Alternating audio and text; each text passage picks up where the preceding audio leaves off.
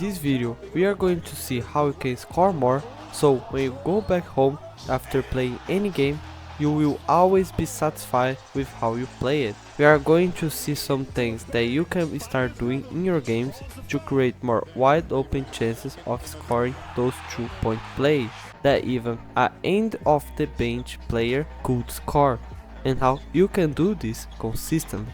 But in this video we are going to see this by a different approach. We are not going to see how to finish your layup even with contact, or how to shoot a mid-range shot like KD or Kobe does. Although this is important, would you agree with me that knowing how to create dozens of wide open chances for yourself is better than knowing how to make 15% of your shots count? I mean, this is basic math. If you have a field goal percentage of 25, that is horrible, and try 12 times in a game, you have 6 points. Not bad. And if you have a field goal percentage of 50, which is a KD type performance, but you can just find 4 shots in the whole game, you will be a worse scorer than that horrible player that shoots 12 times in the game. So even if you are a walking bucket, you will still be a worse player than that bench player if you can't create chances for yourself.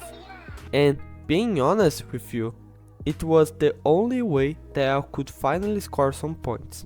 You see, I ain't a great scorer. I am unathletic, small, and have horrible ball control. So I can't just dribble my way to the bench or shoot a fadeaway. It was never an option. So I had to learn how even me could make some points, just to not leave every training session of my team with 0 points.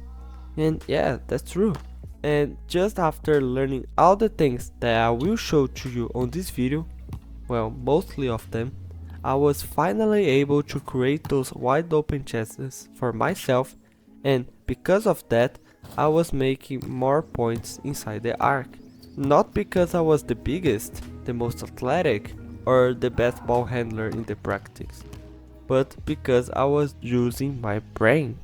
So again, we are not going to talk about how to do a good layup or how to shoot a well mid-range shot, but how you can create more wide open chances to do those things. But if you want me to do a video about those things, just comment and I will do it. The first way that we can infiltrate easily inside the arc is with a pump fake. One day in my school, we had a thing we call here in Brazil interclasses.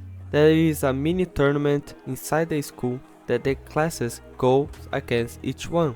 Here we have a lot of singular classes that have about 30 students, and those 30 students studying together for one whole year. So those sport tournaments are possible to make here. And on my class, I was one of the only ones that had played basketball. So I played for us.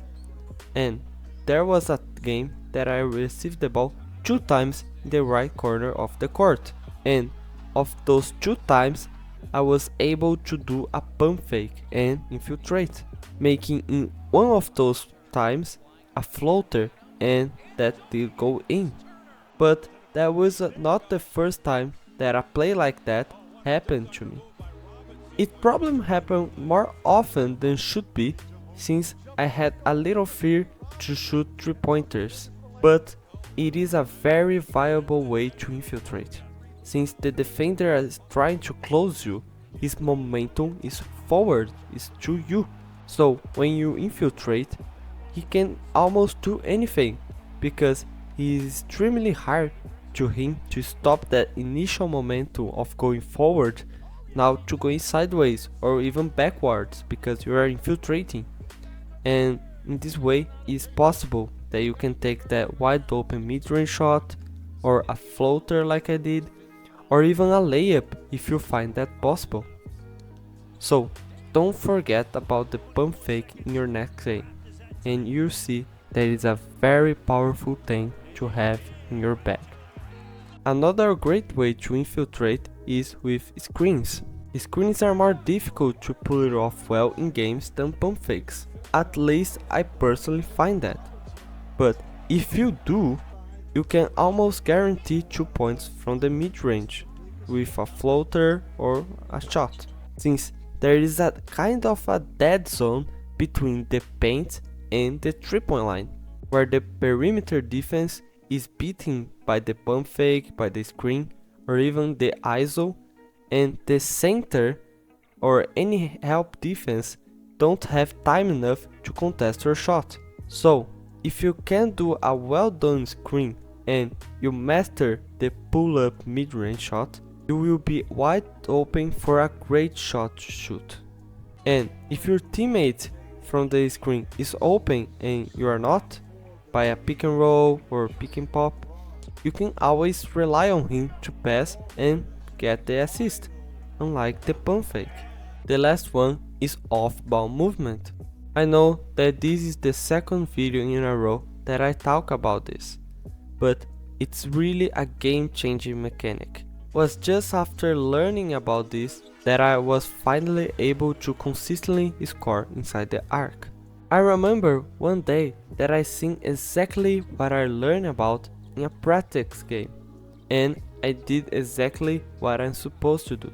My defender had gone a little bit inside to help or grab the rebound, so I followed him inside. That way you gain space, and in an overall way is the best move to do. Then I noticed another thing.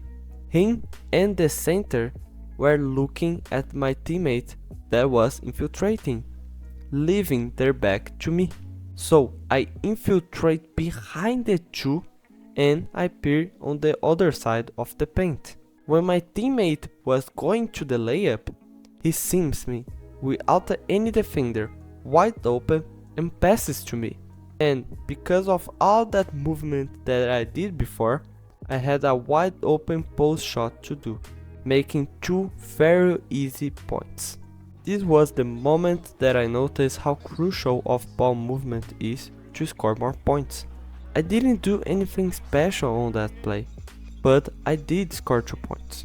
I can't tell what I know about this topic on this video, because if I do, the video would have 20 plus minutes.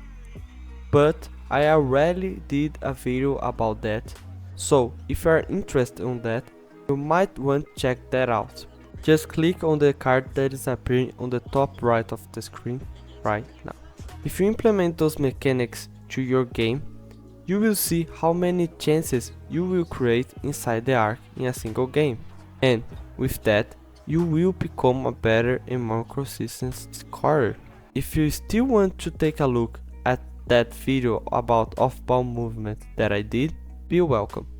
There is all the things that I learned about off-ball movement, and I got to tell you, that changed forever my way to see and play basketball. Comment below what should be the next video about, and I see you there.